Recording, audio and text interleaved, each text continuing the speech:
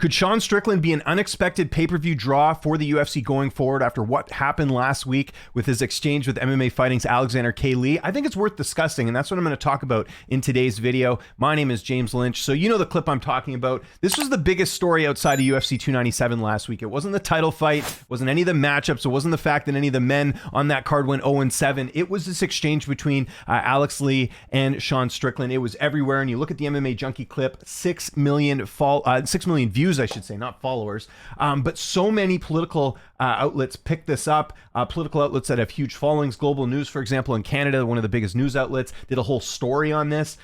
We've seen clips go viral before, but nothing to this extent where you're seeing just mainstream outlets talk about something. And it was sort of the perfect storm because obviously LGBTQ rights and talking about all that stuff is really, first, it's a sensitive topic. And two, it's something that's constantly being talked about every single day. And it was a rare instance where, you know, a fighter, an athlete in this case, was able to kind of speak their mind, because you won't see any sort of athlete in any other sport have a take like Sean Strickland did at Media Day, because frankly, the UFC just does not police speech when it comes to their fighters. But in other sports, you're not going to hear, you know, an NFL star or NBA star talk about this type of stuff so honestly and vocally, because they're going to get in trouble. There's more. I mean, you know, it's one of those things where the other leagues, there's more pressure for them to sort of be politically correct, and Sean Strickland obviously doesn't have to play by those rules. So that happened there. And then to push this even further, I mean, again, I'd say 99% of people saw this clip.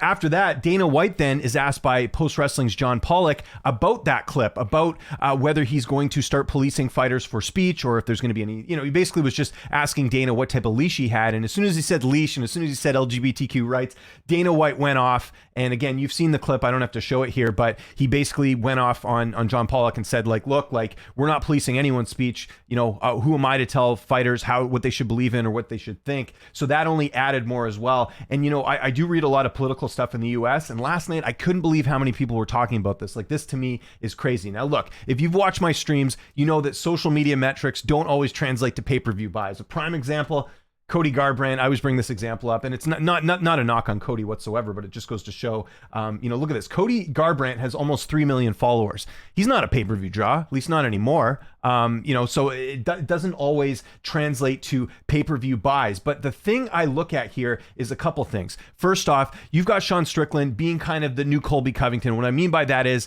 I think there's a lot of conservative MMA fans. There's fans that, you know, share a lot of the same values as a Colby Covington, but I think a lot of them have kind of jumped ship after Colby's performance against Leon Edwards. You know, Colby Covington, you know, obviously the UFC thought he was enough of a draw to give him a title shot over Bilal Muhammad.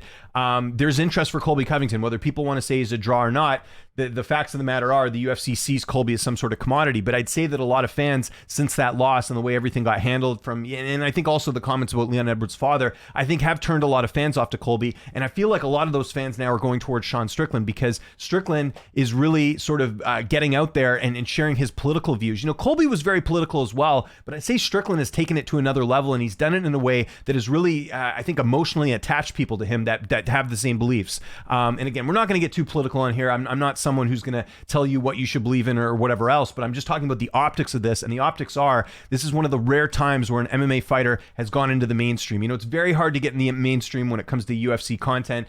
I mean, I didn't, you know, I live here in Canada. I didn't hear anyone on the radio talking about UFC 297. It's just, you know, unless Connor's fighting or John Jones, you're really not going to see the mainstream pay too much attention to the UFC. But this is one of those rare instances. Like I said, it's that perfect storm of where you have a hot button topic of something that a lot of people can't talk about, but in the UFC they can, because they have a president in Dana White who's not going to sit there and suspend Sean Strickland. Like if this was another sport, for example, if Strickland was, say, an NHL player, NBA player, and they said what he said, guaranteed he'd be suspended and fined, just because there's a lot more political pressure when it comes to those bigger sports. But with the UFC, Dana has always sort of towed the line of, I'm going to let my fighters say what they want. And I know there's going to be people saying, oh, well, there's instances where Dana has gone after fighters. I think, Miguel Torres got in trouble for some sort of sexual assault joke he made on Twitter a couple years ago, and I believe he got released. So, I mean, Dana hasn't been completely consistent on this, but at least recently he has basically come out and said that, look, like, these are my guys, these are my women's fighters, we'll let them do what they want, and I'm not going to share my own political views on them. I'm going to let them say what they want. So I think it's certainly interesting. And, you know, we haven't had the pay-per-view numbers come out of UFC 297 yet. If I had to guess, I don't think they're going to be very great, but keep in mind that that, all this stuff sort of happened, mid-fight week, after fight week, right? So I just wonder, for the UFC's perspective, are they keeping track of these metrics? Is this going to translate to pay-per-view buys? I think it's worth looking into, because of the fact that I think a lot of fans that maybe weren't into MMA are now, because of what Sean Strickland did. I mean, there were a lot of people that enjoyed what Strickland said, and you can debate whether that's right or wrong. That's not what we're here to do today. What I'm saying is there is a large portion of the fan base, just based off the reaction, that do like Sean Strickland. And I think Strickland gained a ton of fans this week for what he said and what he stood up for, just based off some of the responses from some of these big channels. Again, these are pretty big outlets in terms of political outlets. Here, like, here's just a quick example. The Post Millennial, almost 350,000 followers on Twitter. Patrick Bet-David's talking about this. One of the biggest podcasts in the world, Patrick Bet-David. He's talking about it. I know Joe Rogan touched on it. Outkick. Kind of what I'm getting at is that you're just seeing this sort of overtake, on paper, UFC 297 was not a great card. But this gave the boost it probably needed in terms of interest and people even paying attention to it. And you look on YouTube as well, it's the same sort of deal. These are big accounts that are talking about, look how many Sean Strickland reporter videos there are here. Like, tons. Timcast, Rubin Report.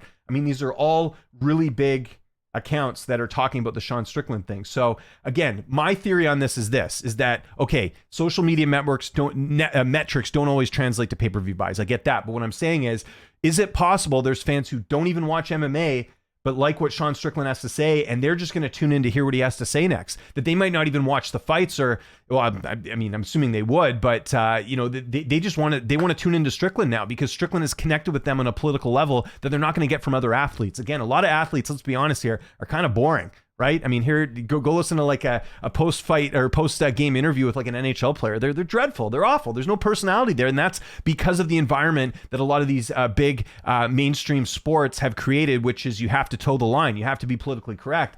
That doesn't apply to the UFC, and I think it's definitely worth looking into going forward. Can Sean Strickland be a draw? Now, obviously, he's not the champion anymore, so that does take away a lot of luster. We'll see what the next move is for the UFC in terms of booking Sean his next opponent. But I would guarantee you, Sean Strickland gained a ton of fans this week, and there were fans that probably didn't even watch MMA that are going to tune into his fight next week. So I think it's certainly worth looking into, because I can't recall a fighter doing something like this. The last thing that I can think of that like really got into the mainstream was maybe the McGregor Dolly incident, and McGregor was already big as it was, so that was sort of an easy recipe there, where you've got a fighter in Conor McGregor who clearly is the biggest star in MMA.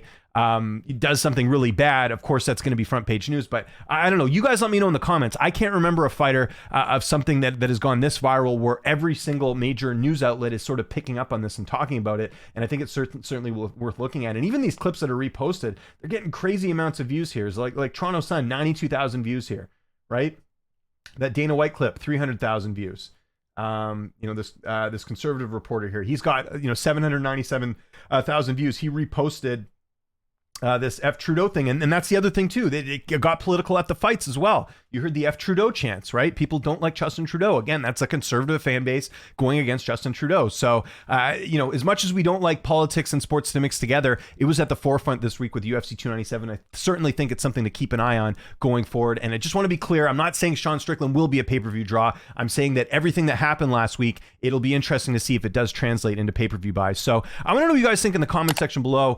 Do you agree with me here? Like, again, everyone was talking about this stuff with Sean Strickland last week, and it had nothing to do with this fight. And you're also seeing a pretty big reaction to Sean Strickland losing. I think that's a sign of a lot of new fans coming together and, being fans of Sean Strickland. So let me know what you think in the comments. Follow me on Twitter, X, Instagram, @LynchOnSports. I'm James Lynch. Thanks so much for watching, and I'll see you next time.